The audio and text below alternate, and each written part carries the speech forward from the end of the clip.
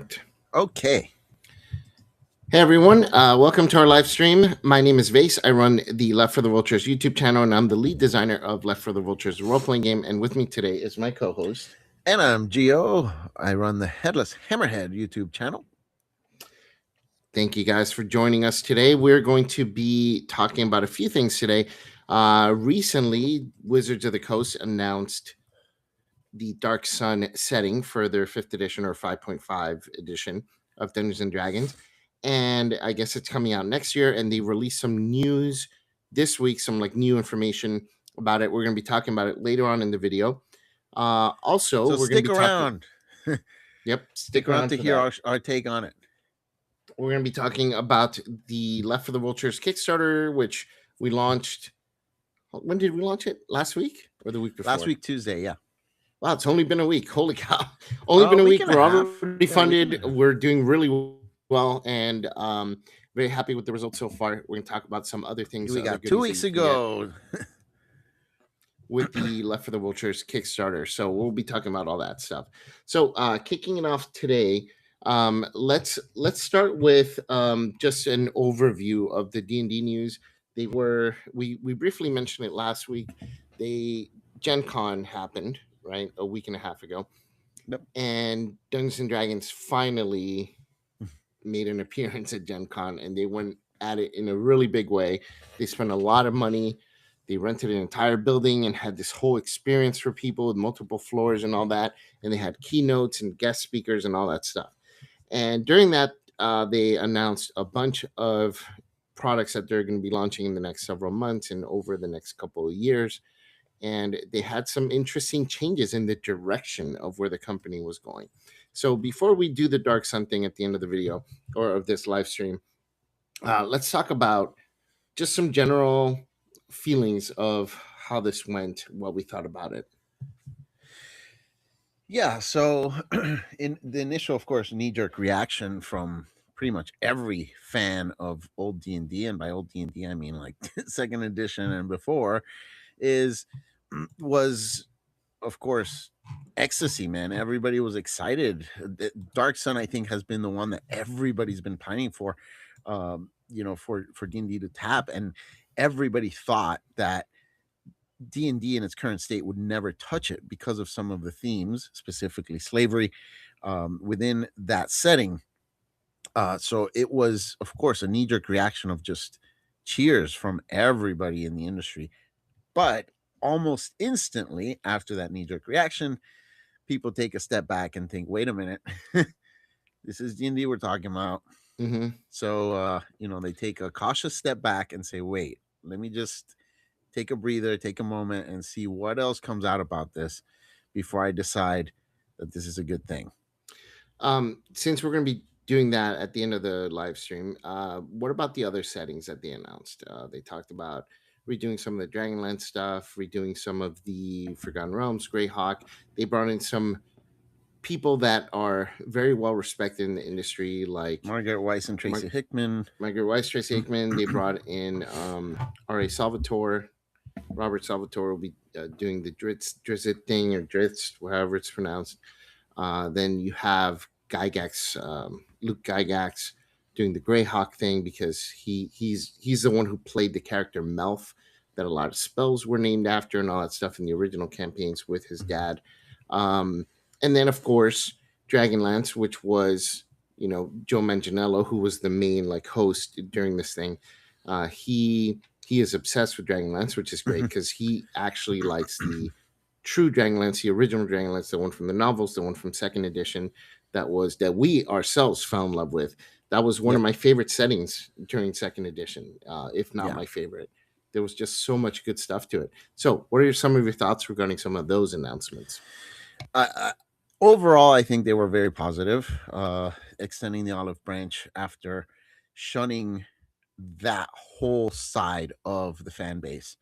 People who love those classics and even the creators of those classics, because the company and a lot of its employees thought that some of the themes were very problematic. And this is the problem with a lot of things, including in comics. And I come from the world of comics. So a lot of people look back through a modern lens at some of these things that have been created, where at the time when these things were created, these were not a problem. And you look at it, in hindsight with what the standards are today for those things, and of course it's gonna look like these people were bigots or whatever, and the products are no good because they have this or that. So the company, because of the employees feeling this way and looking back at things and through this lens, they shunned all these people and badmouthed a lot of them and their creations as well. So um, I think it was a good thing to extend the olive branch. It was a good first step. That I'll leave it at that. I agree. I think this new guy that took over Wizards of the Coast. His name is Dan Ayub. I think he's trying to right the ship, but this is a big ship, and righting the ship is going to take time. And this ship has already smashed into quite a few, let's just say, um, they ran into a few sirens and a few rocks in the ocean that have damaged the ship. And, there's a lot of repair that needs to be done And you've taken before. on some passengers as well that um, don't agree with the original crew. So now you're going to have some tension within the very community that you've basically changed. You forced this change on the community, and now you have this tension that I honestly don't see there being a middle ground uh, between them. Yeah, I agree. I think they did a lot of people wrong, and there are people that will never come back now because when you when you pull those kinds of transgressions one time, two times, three times, and then more than that, people just stop caring, or they say, "Okay, I'm not a punching bag. I'm not going to let you keep using me as a punching bag. I'm out." And no matter how much you try to extend an olive branch at that point, those people are not going to come back. Um, there are some that will, though, specifically with the brands, and I think that's what they're doing. Like these nostalgia bait things are going to bring some people back because they're going to be curious or they're going to be interested in seeing what the new editions or the new versions of these things are. So, maybe it's trying to attract people in that way. To some people, it might feel cheap, but what else could they do, right? They had to do it this way to try and bring people back.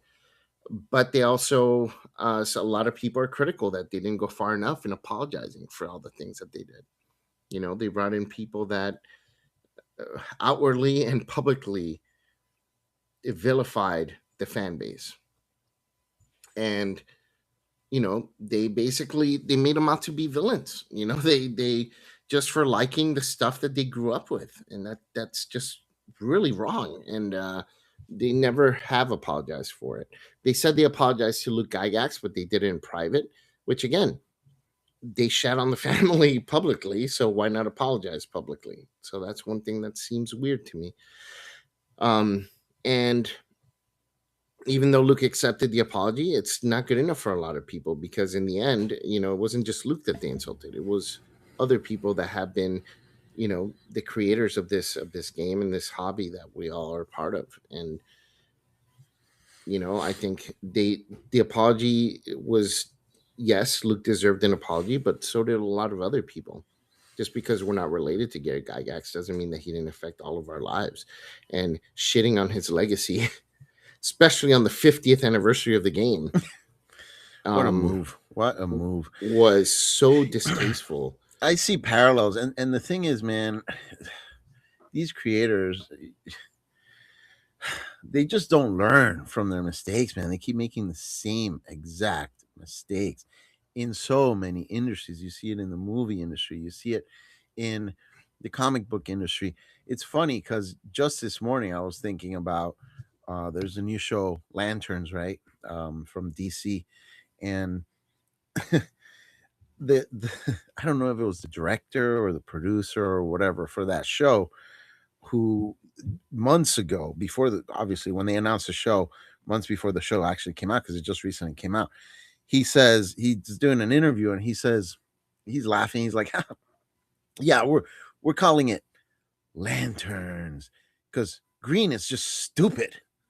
Like, by saying that, you just literally dropped your pants, squatted down, and took a dump all over everybody's childhood.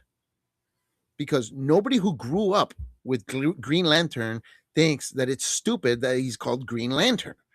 Like, for you to say that and laugh smugly as you laugh while you shit on it, you're basically destroying their childhood and saying your childhood didn't matter. Your childhood was shit. And that's basically tying back to Yeah. Dungeons and Dragons. Like that's what they did. People grew up with Ravenloft and Dark Sun and all that stuff, and to tell people they're bad people because they liked those games when they were kids, like who are you to tell people that? That's weird. That's weird. Um, but anyway, so at least they're trying to right the ship. So, Yeah. with all that said, I think It's a good that first step. Yeah. yeah, it is a first step forward, and I think they're doing the best that they can with it now. Dan Ayub was not there, he was not in charge when all those bad things happened. He is now the person who is in charge, who is trying to correct things. Is he doing the best job possible? Probably not. I don't think so. Is he doing at least something in the right direction? Yeah, I think so. Will I go back to fifth edition? No. There was enough of that bad stuff in there that I don't think I'll ever go back.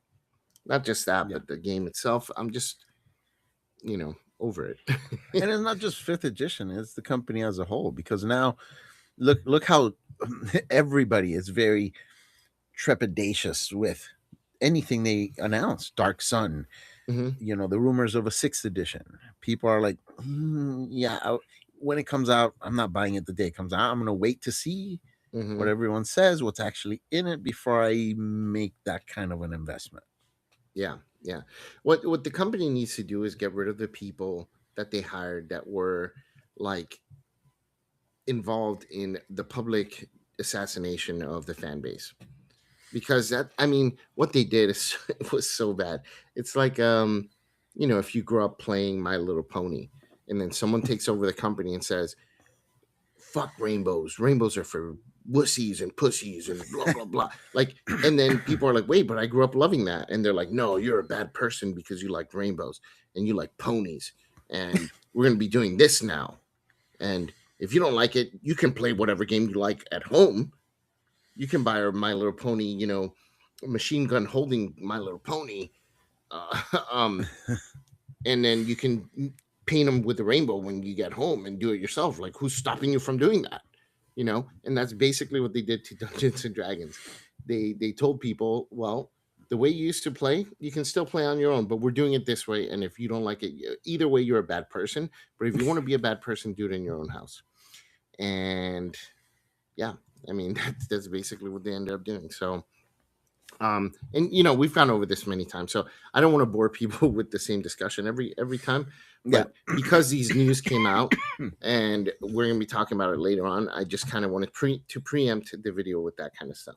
Yeah. But anyways, the bigger news is our Kickstarter. So we have Left for the Vultures, which is they said you can make your own game and play your own game if you don't like it, and that's exactly what we did. Right, we made our own Yes. game the way we like it, and we're going to be playing that game, and no one's going to be changing our game because we're in charge of it.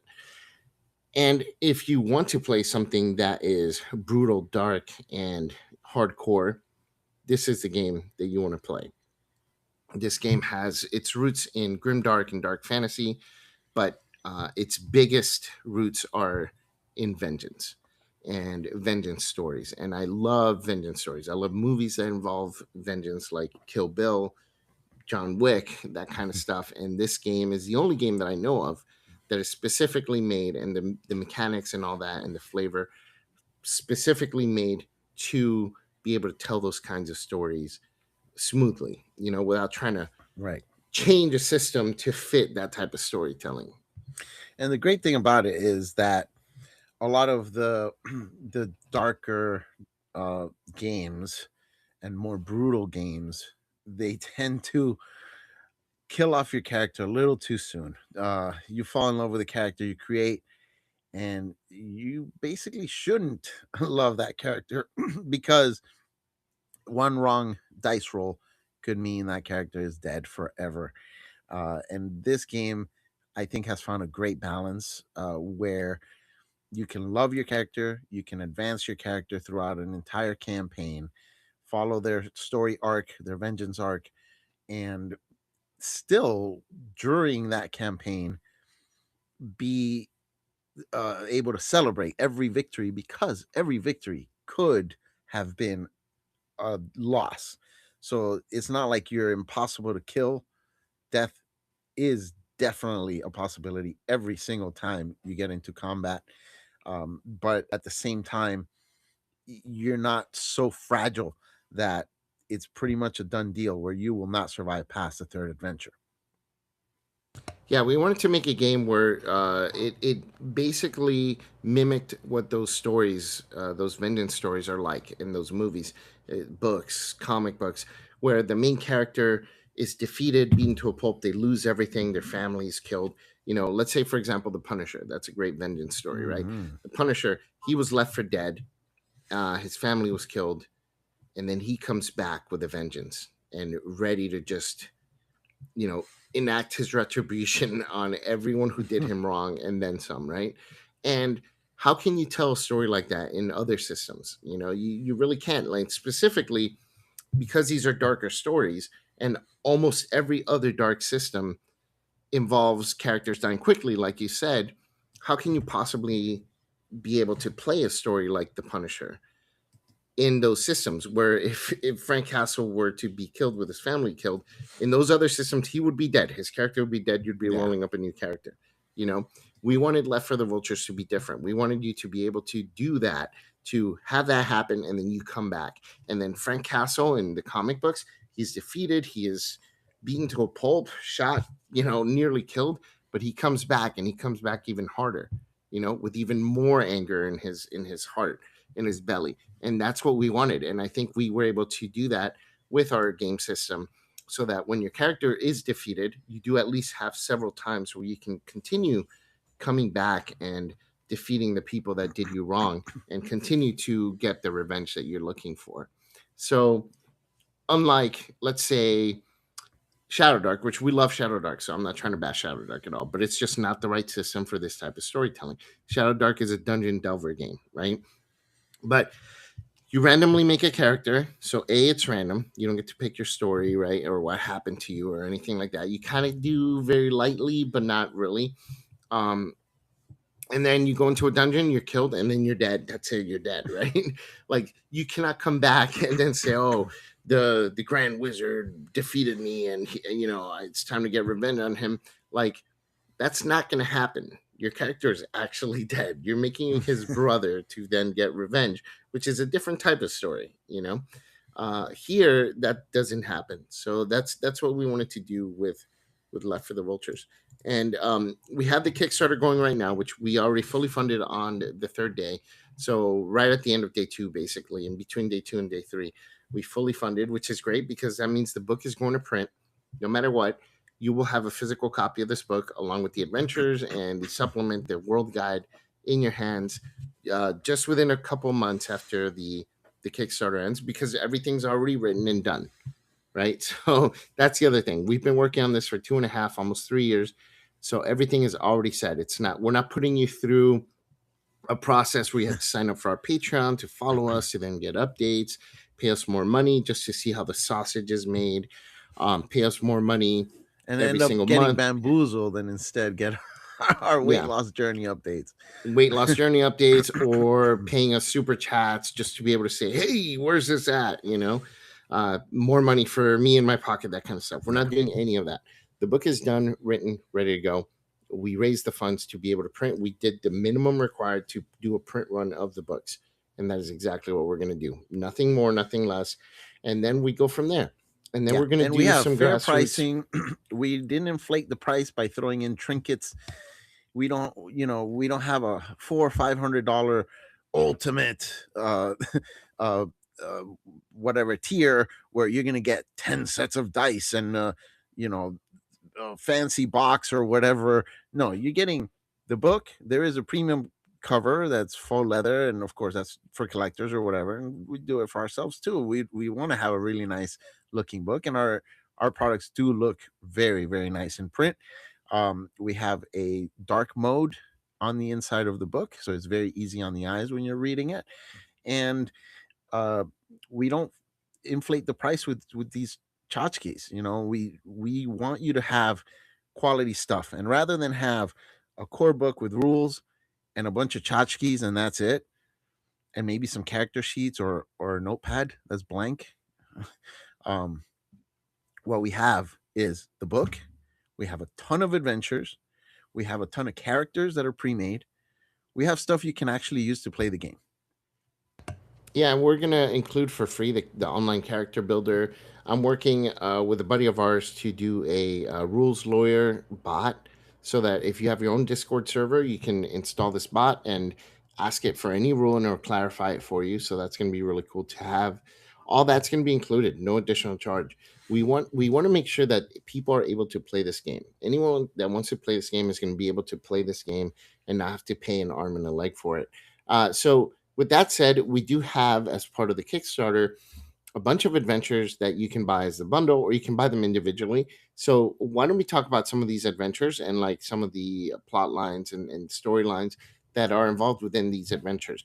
We specifically curated them so that they have a wide variety of themes and different kind of. It's not all the same. It's not all like just dungeon, dungeon, dungeon, dungeon, or mad sorcerer, mad sorcerer, things like that. Like these are all going to be extremely varied in their story, in their themes and things like that, just so that there's a wide variety of adventures and you can get inspired and see what exactly is possible in this system. Exactly. And so what we have are the core adventures. We also have a bonus adventure that was provided free for early backers, but you can still get a copy of it as an add-on, which is the Children of Anselm. yeah, and so. And but beginning with the core adventures that you would receive by getting the adventures, we begin. We'll just mention a few. We won't throw them all in there. We'll give you a quick overview on some of them, Mhm. and we'll go deeper into a few others that we think are extremely interesting. So we have Ashes in the Wind. Yeah, so that one was actually the very first idea I had when I first started making Left for the Vultures. What I wanted was the PCs to wake up. Initially was intended to be like the Learn to Play adventure, but I've changed my mind and rewritten it so that it's not the Learn to Play. It's just a standalone adventure. But initially, though, the premise was the PCs wake up, they don't know what happened, and they're in a pile. They wake up in a pile of bodies in this island. Now, in this world where Left for the Vultures takes place in, it's the sun never came up one day, so it's always dark. The lightest illumination is going to be moonlight. So you wake up on moonlight. So imagine this: it's still kind of dark. You're lit by the moon. You wake up and look around you, and it's just this island in the middle of nowhere. The ocean is black. As far as you can see, you can only see just darkness and a little bit of reflection on the water. And there's a cavern in this island. You wake up and look around, and everybody's dead. There's just piles of bodies and ash, and there's ash in the air. And you wake up and are like, what is happening? And then your other PC allies are also people who wake up. You didn't know them initially, but you get to meet them when you first wake up, and you're all confused as to what happened. And the only way to go is to go inside this cavern and find out what's happening.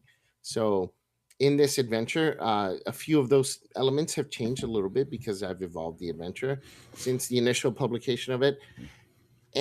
But the main premise is still there. And basically, what it has to do with is an island sorcerer who's looking to live forever. And he's been experimenting on people because obviously he's not going to try and come up with this experiment on how to live forever by experimenting on himself first, right? Until he knows for sure that it works. So he's been experimenting on people, and these piles of bodies are just some of the experiments. And well, there is one other experiment that was almost a success, and then that is what you encounter when you go inside this cavern. So I'm not going to give away too much. I gave away a little bit, so there's a little bit of spoilers that I just gave. But I think it's an interesting concept, and I think it'll be really fun for people to play. And then when they encounter what they do, they're going to be like, "Whoa, okay, what am I going to do here?" Right? So that one's really cool. And then the vengeance thread in that is, well, this sorcerer may be someone that you were looking for, or one of your party members was looking for, and probably one of the reasons you're looking for him is because maybe you were part of one of those experiments that he was doing. Yeah, and basically the vengeance thread is where where most role playing games, especially fantasy TTRPGs, are basically you have your home base, which is generally a tavern or whatever, and your adventurers are there looking for a job, and you get hired basically as mercenaries to go run an errand for somebody for in exchange for gold or whatever, and that's your motivation. With our game, there is no motivation for gold. Your motivation is vengeance. So when you create your character, you have a list, a hit list, and you're hunting these people down. So as your party gets together, you each have your own list of who you're hunting, and every adventure will tie somehow back to this list, to somebody on your list, Yep. or it should. Or once in a while you'll have an adventure that just while you're on your way to somewhere to uh, you know somebody on your list, then something happens that stops your blocks your way or whatever gets in the way, and then you'd have that adventure. But all the adventures would tie into the overall arching vengeance story for each character. So the next adventure is called Burning Hatred. This one is very straightforward premise. This is kind of a not monster of the week, but kind of like a story of the week type of thing. But basically, bodies are turning up scorched in the city streets, and basically, it's someone that is enacting their own vengeance thread, actually, but it just so happens that you cross paths with them because someone that you might be looking for is now a victim of this individual. And so now, your paths have crossed, and you have your things that you're looking for and need to do, and this person is getting in your way, but they're also trying to enact their own vengeance. So it's almost like a clashing of of Yeah. motivations of something of that sort. The next one is called Oh, Foul and and wait, real Fowler quick on Still. that one. The very interesting thing about this world, because the sun never came back up, it's a very dark world. So a lot of the people have become very masterful in handling fire, and so a lot of the masteries, the skills that your character can learn or abilities, can be within a fire related skill set. And so when you find bodies burning on the street, this person could be extremely dangerous, because if they live in this world and they know how to handle fire, they're probably a complete expert in that. And what they have in store could be something completely unexpected. Yep. And then the next one is called Foul and Fowler Still. So tell us about Yeah, this one, Drew. Fallen Fowler still. This is one I wrote. Uh, Basically, you leave your town because you hear that somebody that you're hunting, somebody on one of your hit lists, is on this caravan heading to a small village several miles out. So you start heading out, and on the way, when you're almost to the village, you find the caravan is just destroyed on the middle of the road. People are dead, bloody. Some are missing their eyes, some are missing their feet, and I mean it's a slaughter. You don't know what's going on, and then there's a band of bandits that is in the tree line, and they're probably going to be hunting you and your group. But as before anything happens between you and the bandits, then something happens that spooks everybody. Something worse is chasing all of you. Uh, so basically, I don't want to give away too much, but uh, there are a lot of different factions in this adventure. Each one has their own motivation, and everybody's working behind the scenes. They're each doing their own thing, moving towards their goal, but at the end, all of everybody's goals are going to cross. So there's an inevitable crash where everybody meets and everything comes together. Yeah, And when I read this adventure, when you sent me the draft copy, I was thinking that I was like, there's all these other storylines. Everyone has their own motivations, these different factions and groups, but it's almost like they're all in a train on their own track, but all the tracks are converging into the same central spot, and they're all going to crash at the end. They're all going to be meeting at the end, and it's going to be mayhem. And I yeah, can't wait to see how that one plays and out there's a in lot of this way. surprises in this one. I mean, and some really cool stuff. I wanted to incorporate some of the really interesting rules that are part of this game. So there's possession, there's traps, which traps are very unique in this game. There's a whole chapter just on traps, so it is a very cool mechanic. And the the really cool one, there's a the magic, of course, is forbidden knowledge in this game is very dangerous. There's a school of magic basically called blood magic, and I wanted to kind of play with that, and because I think there's so many cool blood magic spells where they're very different than what you may be used to in many TTRPGs. Um, Many that you've probably never even imagined. So Even there's relics and magic items. There's not a whole lot of magic items in this game. They're extremely rare, but when you find one, it is game changing. It's powerful, but it also has a lot of costs associated with it. And there are tomes or books that you can learn magic from. Anyone can read tomes, not just wizards and whatever, you know. And there is an element of that in this adventure, which I'm also very excited because it's so rare. This is probably the only adventure in all the ones that we're sending with this initial bundle that's going to have something like that as a reward within the adventure. So yeah. really So there's cool. a lot going on in this adventure, but despite that, it's very easy to run. Hmm. And you can run in 1 to 2 sessions. And for the game master, for the Fate Binder, it is very, very easy to run. It is, you read it through it once and you can run it no problem. Even though there's so many things going on behind the scenes, it's really this game system makes it so easy for the Fate Binder to be able to run a complex adventure like that. Um, and not stumble and not have a lot of delays and fillers and oh, and let's take five, so I can read back up and figure out how I'm going to do this or whatever. You can just run it. Um, so before we move on to the next adventure, there's certain things that like once you see them, you can't unsee them. Yeah. Okay.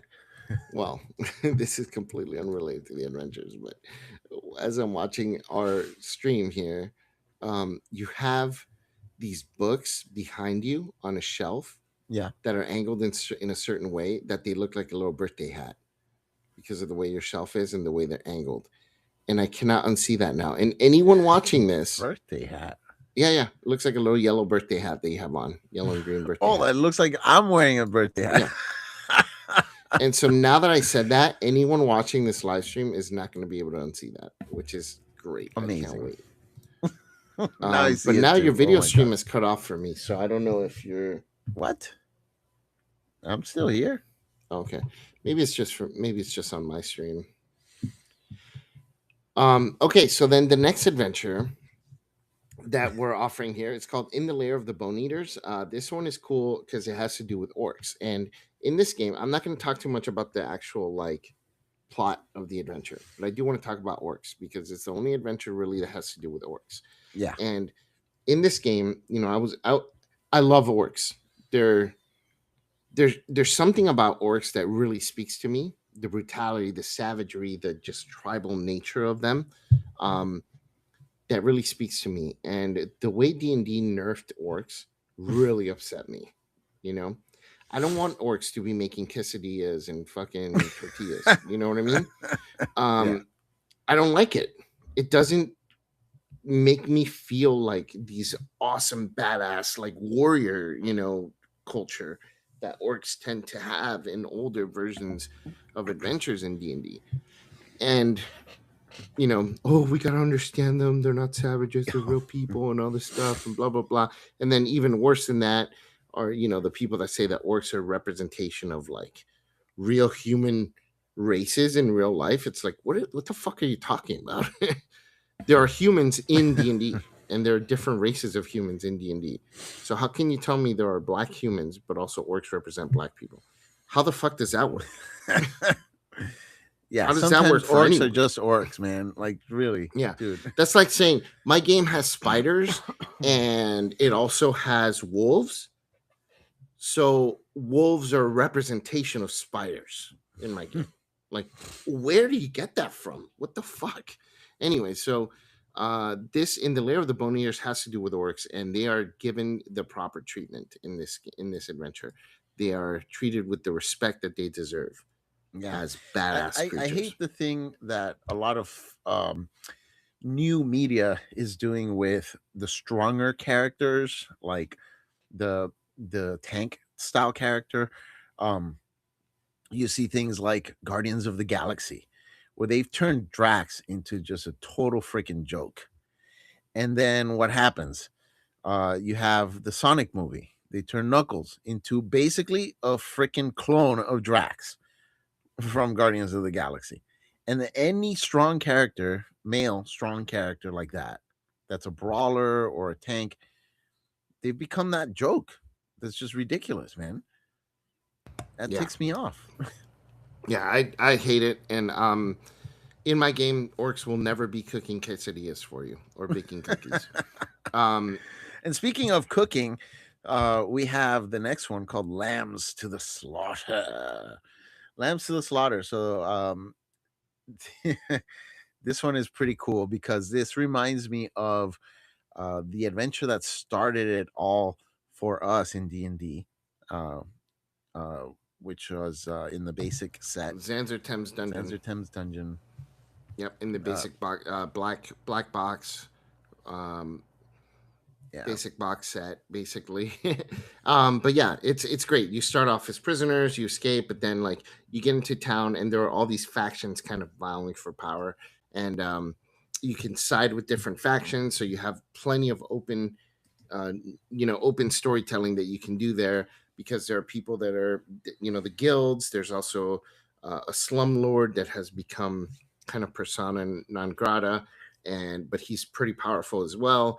Then you have the people involved, you have the government. So there's all these other factions that are playing kind of into this, and you're trying to find out what happened, why you were captured to begin with, and enact your revenge accordingly. So that one's pretty cool. Initially, when I wrote that one, that took the place of Ashes in the Wind as the playtest scenario for a while. In fact, the most recent playtest that we ran earlier this year, the initial public playtest had a version of Lambs to the Slaughter, but I've since rewritten it.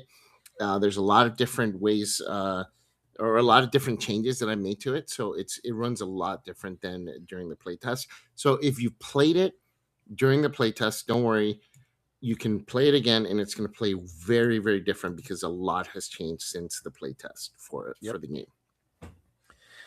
Which, speaking of playtest, the next one, Naxerer.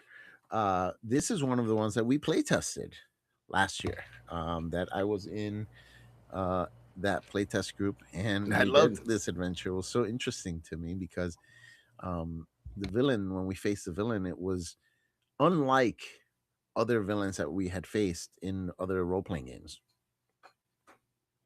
Yeah, it's a different take on the vampire. For those of you who are aware of what a Nexer is, it's kind of an old world German version of the vampire.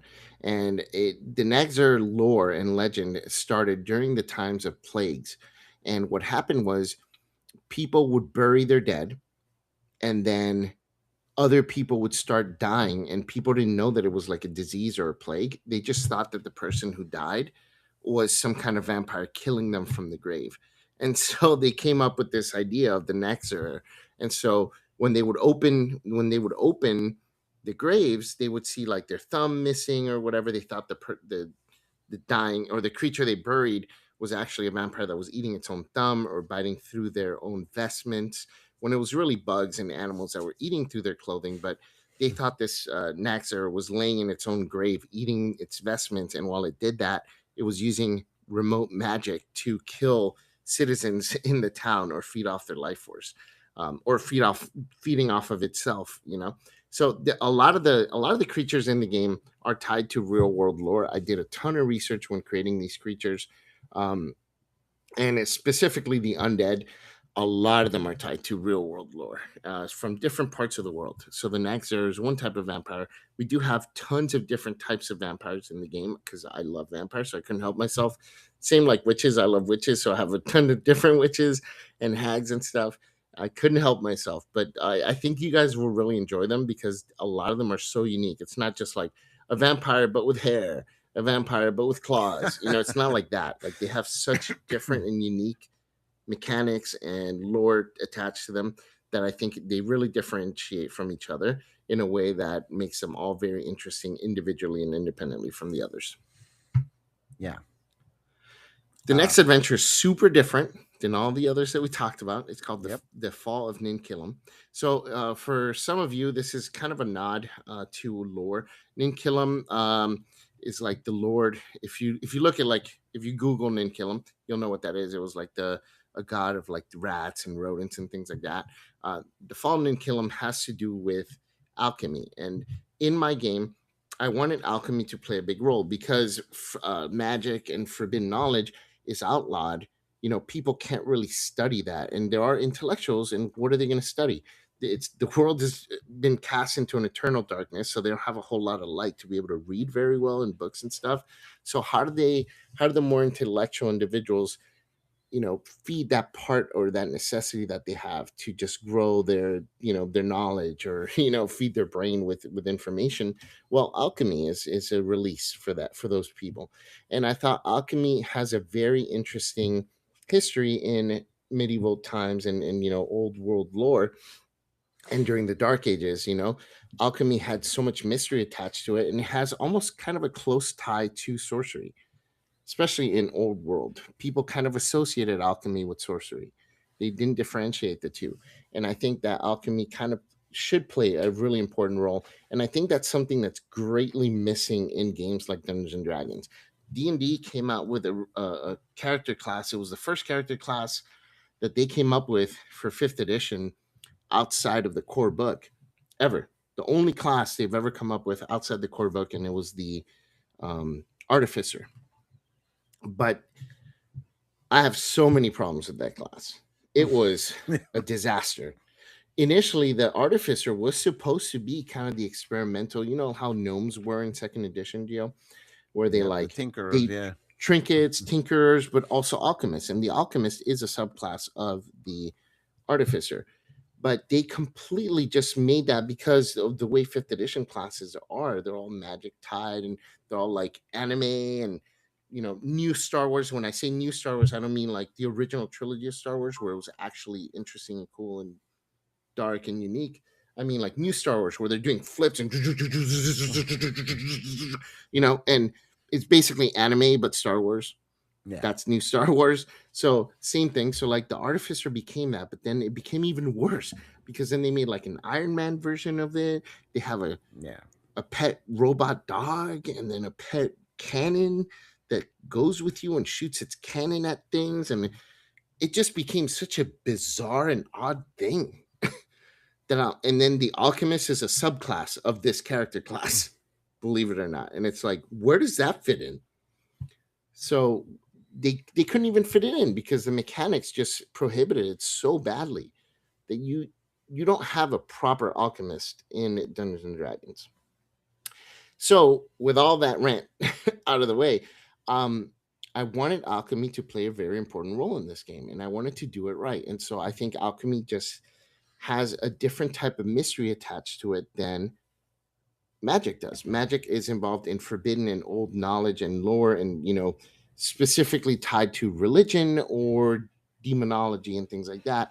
Whereas alchemy is tied more to science, and because science is so new to a lot of the people studying it, it's a big mystery to people. They don't understand it. And so these alchemists are trying to understand it. But because they don't fully understand it, they may overstep and, well, they may fly too close to the sun. So this adventure, The Fallen and Kill 'em, has to do with someone like that, an alchemist who maybe was experimenting a little too hard with some of these alchemical concoctions. and something went wrong.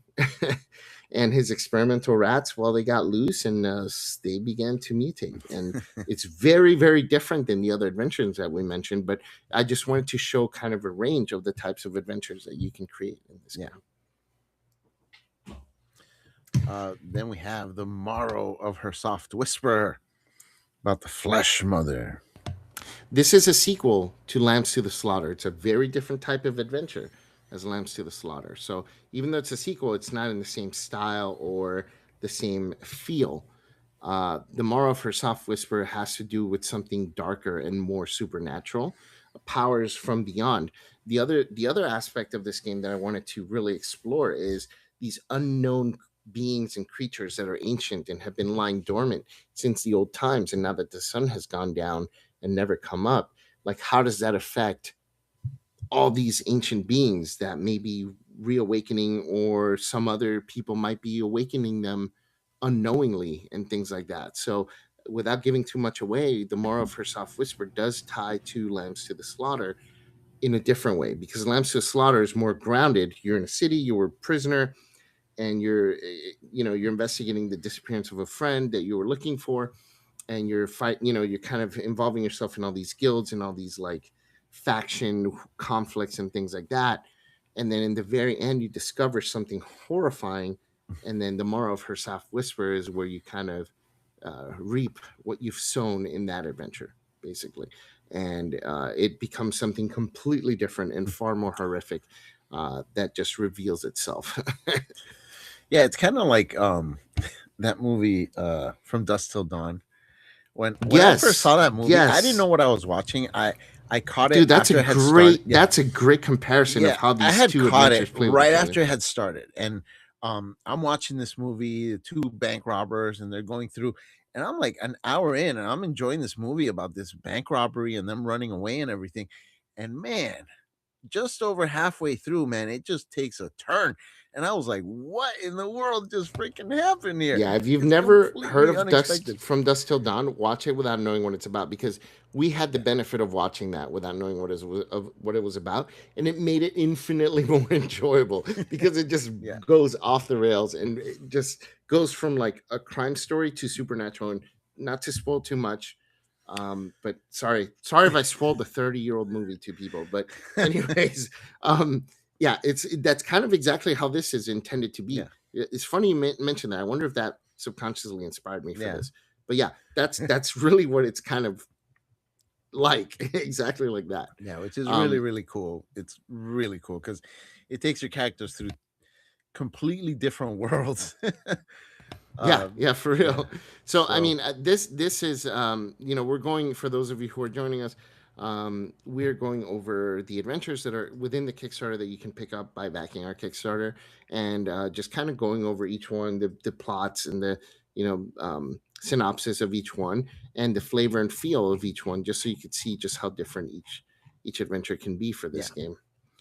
So the next one, The next one is Where God Weeps. And this one, initially, uh, because you just mentioned the beings, the old beings and ancient beings and whatnot, uh, and how they influence this world.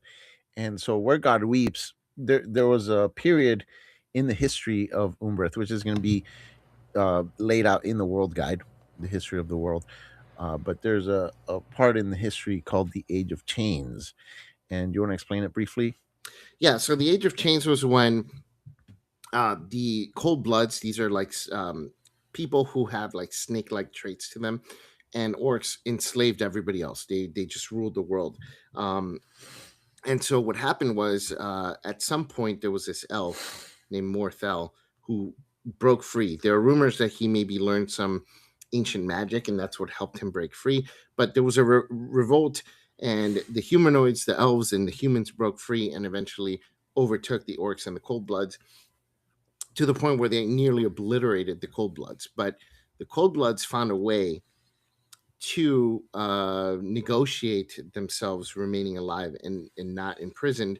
And that was because the sun never rose one day. Um, the world was getting plunged into not just eternal darkness, but cold, because the sun never came up, there was no true source of heat for the world, right? So the temples that the cold bloods had created, there are 9 temples across the world, and those temples provide heat for the world. So uh, they worked out a deal with the other humanoids to not destroy these temples and let them live, because they need to keep running these temples. And the temples now provide warmth to the rest of the world. Well, there are other temples that were not from the cold bloods and were not from the orcs, but were from other beings that were around during the Age of Chains, and maybe ancient religions that were around during the Age of Chains that are no longer the religions. Right now in the world, there's one overarching religion, and that is the religion of the one true God. And so all these other temples were kind of abandoned and left to ruin. And so what happened in Where God Weeps is the player characters have to go into this one temple, this one ruined temple, for whatever reason that's tied Oh, to their vengeance drive. yeah. So Um, I want to Go ahead, go throw ahead. in. Oh, okay. So it's a ruined temple, and unknown to the characters, um, it's been used by different groups of people at different times, and none of them know about the other group. So none of these groups know about each other, and they're each using the temple at different times for their own means. And one of those groups is a guy who's trying to create something. And so he invites a bunch of wealthy people from nearby towns and cities to join him so he can do this kind of presentation to get funding to finish creating this thing. One of these people he invites happens to be somebody the PCs are looking for vengeance. And so that's what draws them into the temple. And it just so happens that the other groups that have been using the temple end up convening at the same time. So all of these groups clash, but something else has been growing inside, unbeknownst to all of these people. And then all hell breaks loose. Yeah, ancient creatures, like we talked about, that's a big theme in this game. Creatures that have been dormant for ages and are starting to rise or reawaken and things like that. So it may or may not be something like that, but there is something else in there beyond these people that have been using the temple for their own gain. The final adventure of the 10 that you can buy as a bundle is called Witch. Very straightforward Witch. Player characters, they are supposed to meet this lady who is someone who's got a vision for she can read the future, and they need her help in reading their fortunes and reading their future so they can determine what their next step is in their vengeance plots. And when they're getting into town from a distance, they see a huge pyre, and as they get closer, they realize that the town folk are actually burning a lady for being a witch. And it turns out that the lady they're burning is the one who was supposed to read their fortunes. And when they arrive in town, they discover that, well, maybe she was a witch, but as they stay the night, they realize that a lot of the townsfolk start to die, specifically the ones who were involved in the burning of the witch. So either she's still alive, or she's come back somehow, or maybe something else has come back, or maybe they burned the wrong witch. But regardless, people are starting to die, and the town starts to panic. And now you have this injection of the player characters into this whole situation that kind of creates another mess. We did a playthrough of which last week. I'm still working on editing the video. Sorry, it's taking longer than normal than it should have been. I was supposed to finish it today, but I don't think I'll finish it. But we will have it up next week, and we're going to put it up in episodes. But Geo played it as a solo game, well, one on one. So I was running it as the Fate Binder. He was playing as a player, and he got to play through the entirety of which, and it played a lot different than I expected it to. I And was I'm I sure, was gonna say it showed our playthrough really shows how how these adventures can really be different. Because the thing with the way the adventures work in Left for the Vultures is not like in some TTRPGs where you know as an example, let's say in D&D, you have your adventure, and the adventure basically requires the PCs to be present for everything that happens. And it just, out of convenience, the players will end up where, this guy's going to get murdered over here. The PCs, out of convenience, will be in that room when that guy gets murdered, and then they go chase the killer, and then whatever, the vampire just happens to be swooping down the hallway, and the PCs happen to be in that hallway at that moment, and they see the vampire, and it just conveniently works out. And basically, when you play the adventures multiple times, it plays the same way every time. With the way these adventures are designed, there's a clock, there's a timeline, things are happening, the world goes on no matter what you do. So if you're not in that room, whatever was going to happen in that room is going to happen, and you're not there to see it. So your characters are not going to know, but it's still going to happen. Yeah. And you may feel the reverberations from whatever happened in that room down the line. You may not. You may completely miss that whole part of the plot. But the adventures will play very different if you play with different groups and if you play it differently. And Yeah, with our we've written the playthrough, adventures in a way like the structure of the writing of the adventures is a lot different than you might be used to if you play Dungeons and Dragons yeah, or Pathfinder 2.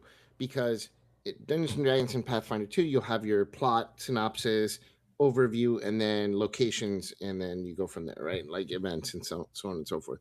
Whereas the way we've written the adventures, they're written in a way where it's very open ended and it facilitates emergent storytelling. So when you played through Witch with your character, the I made the some adventure moves work. that you were not expecting. Yeah, And the I did that adventure on is written in a purpose. way Yeah. where things happen. Players get to make their decisions, and you already, as a fate minder, you're given the tools you need to know what's supposed to happen or how to react to certain events based on what players do. And even if they do something unexpected, which they almost always will do, the way the adventures are written in a way where you are very easily able to do that. It's not your typical writing style as a D&D adventure. They're written in a style where you know each character and their motivations, and then you can react to player actions based on those motivations, and they're very easy to parse and read and remember. Also the locations, and then the events, like you said, the clock, the timeline of events. You can just keep a timeline of everything that's supposed to be happening and also know what each character motivation is, what each location's events are, and so on and so forth. So the adventures are very easy to follow, very easy to change on a dime when players make decisions that you're not expecting. So that's one thing that I love about the way that we've Yeah. structured these adventures.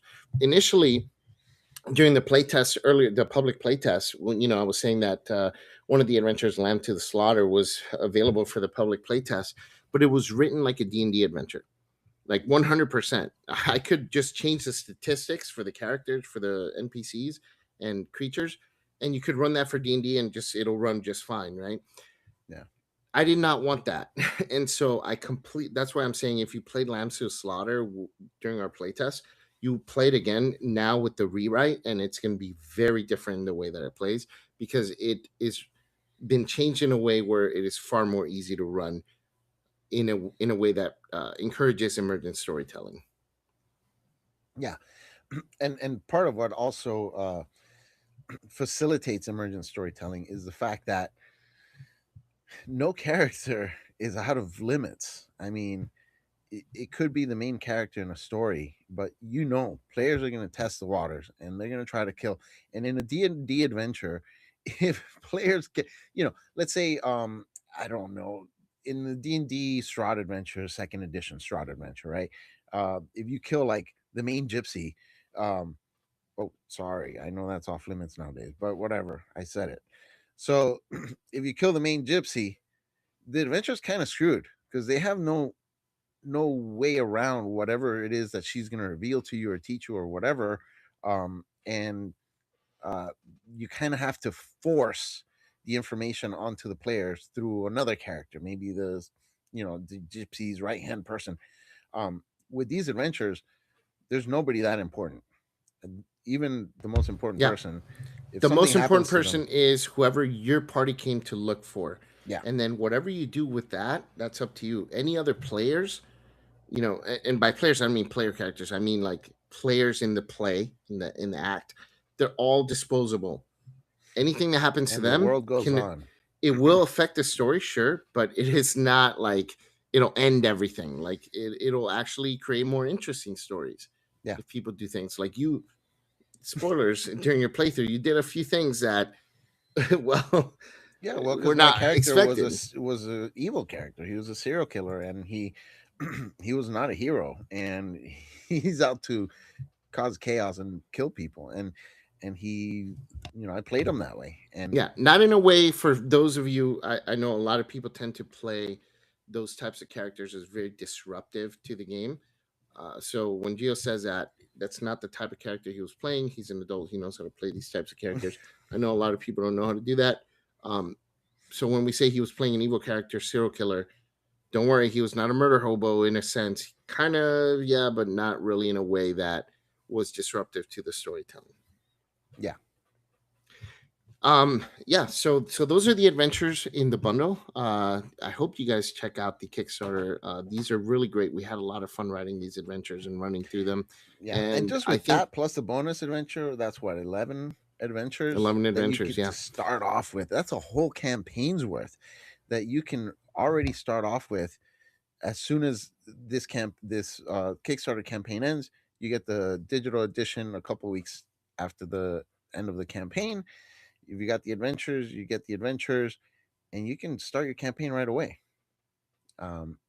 And it's really completely different than a lot of games where you're given nothing.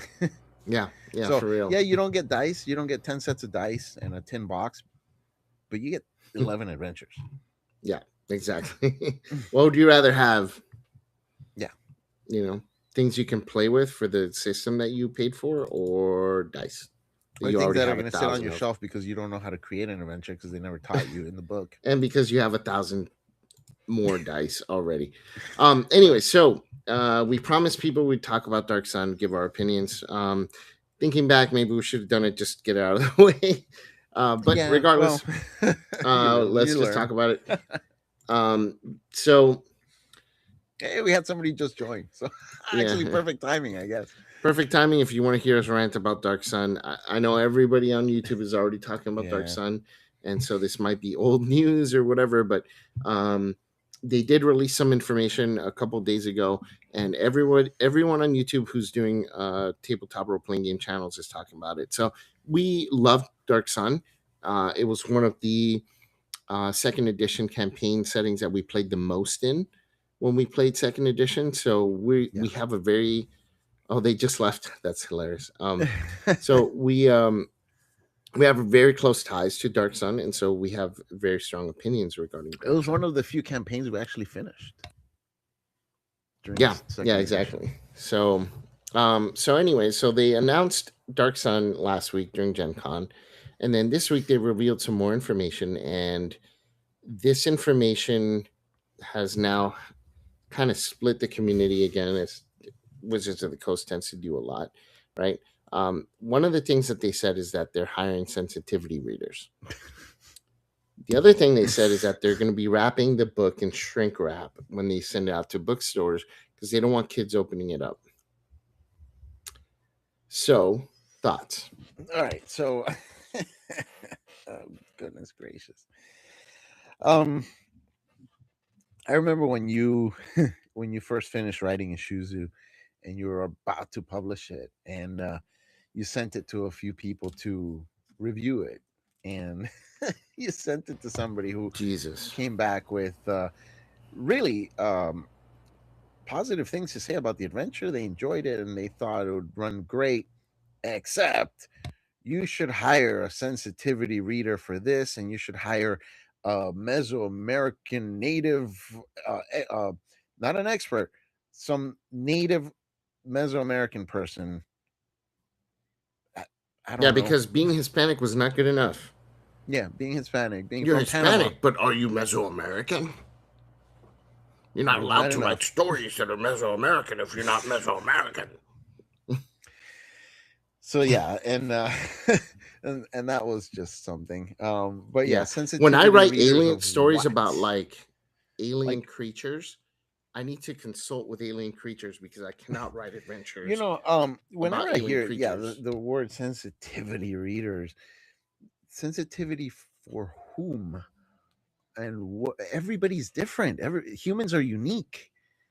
There's not just like one group of people are a monolith, and a lot of people act like they are, and it really annoys me. I Not I just posted that, but last week on the social media app next door, for our neighborhood. I posted a video of me that I record a few videos with my kids, a couple with my daughter, some with my son, some with both of them, and they're just funny videos. I had one where like my daughter plays a ghost, and I mean it's over the top, like really ridiculous, B movie kind of stuff, and it's just fun videos that they can look back on once I'm dead and say, "Oh man, my dad was a fun dad," right?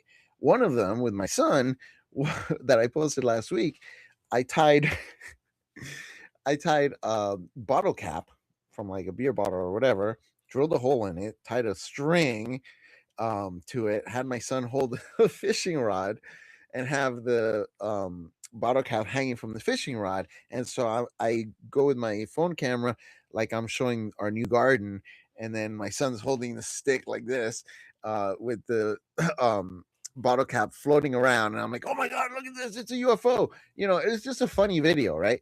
And some of the people next door, man, next door is terrible, by the way. I mean, I've never seen anything like it. But yeah, some people found it funny. And then I had this one guy. He comes out with, I get that people need attention. I don't know why they allow this kind of stuff on this app. What? Family fun videos? Like, come on, man. And he's like, it's not cute. You uh you're teaching, you can be bigoted. But when you're uh basically saying when you're indoctrinating and teaching children how to hate and how to make fun of people because of something you completely don't understand. I mean, come on, making videos about UFOs and UAPs. This is why this world is going to need a big change soon. And I'm thinking, having a laugh? Dear God, smiling? Yeah, the world's going to come to an end because, geez, I'm smiling with my son. My Lord. Like, this isn't about you, main character. This is not about you at all. This is me and my son having fun. We're not making fun of anybody. We're not insulting anybody. You know, you may be sensitive to this because maybe you had a UFO experience. I have some doubts as to whether we're alone in the world. I don't know. But that doesn't mean I'm going to make fun of people who firmly believe that there are UFOs because I'm not a not believer. And, yeah. you know, So if somebody is going to be offended because I made a parody video, and the parody is not about the UFOs themselves. The parody was the quality of the video where you see the string. That's the funny part. It's not the fact that it's a UFO. But, when you hire sensitivity readers, what are they looking for? Are they looking for this kind of stuff? Like, yeah. what? So when they hired sensitivity coaches for Dark Sun, like I agree with you. I have no idea what that's about because sensitivity Sensitive to for what? what?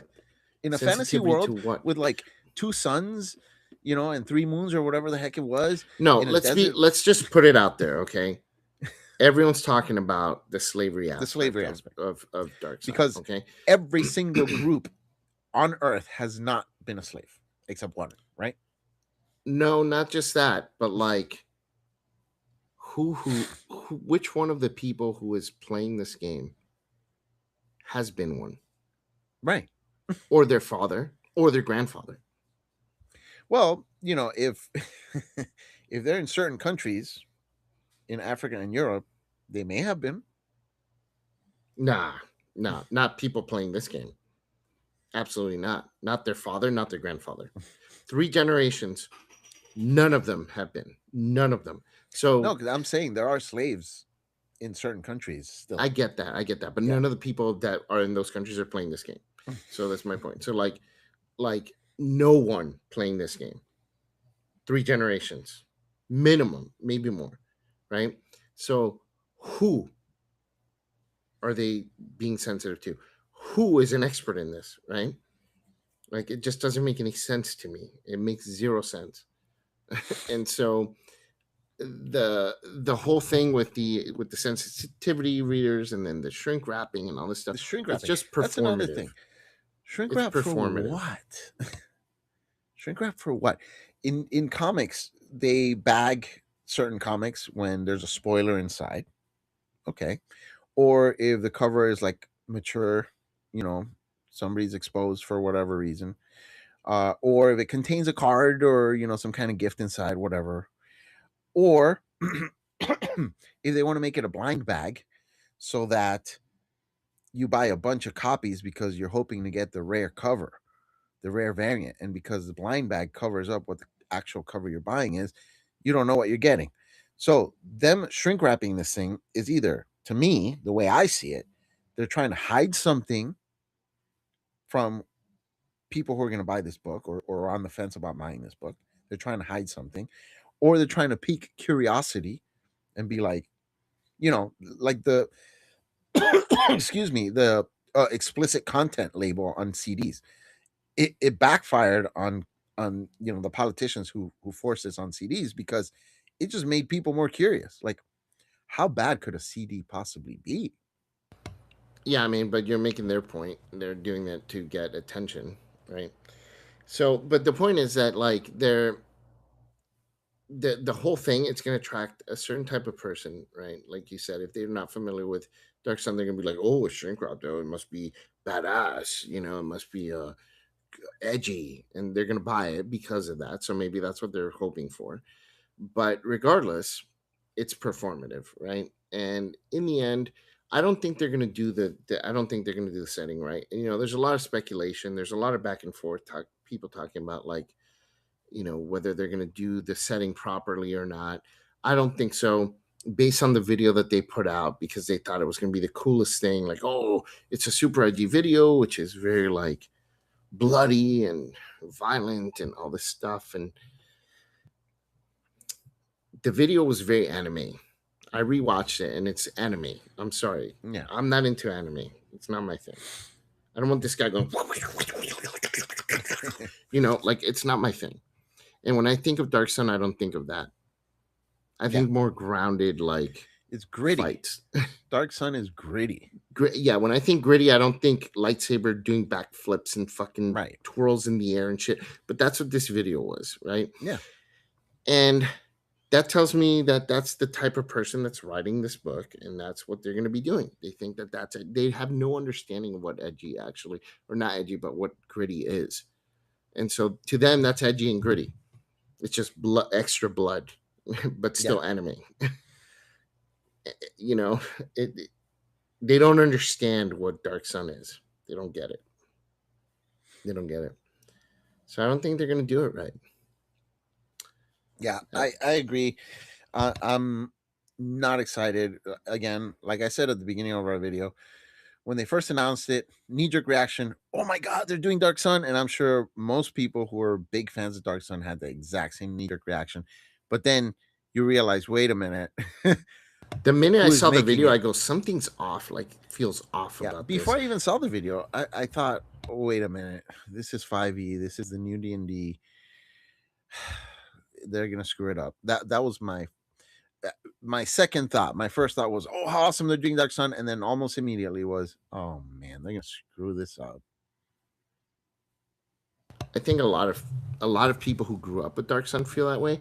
I think people who heard of Dark Sun and didn't actually grow up with it are like excited, and maybe they're gonna bring in new people that are gonna like this new version of it, and whatever. That's fine for them. But I moved away from the game. I moved away from the game enough that at this point, the news. Sure, I want to talk about the news because that's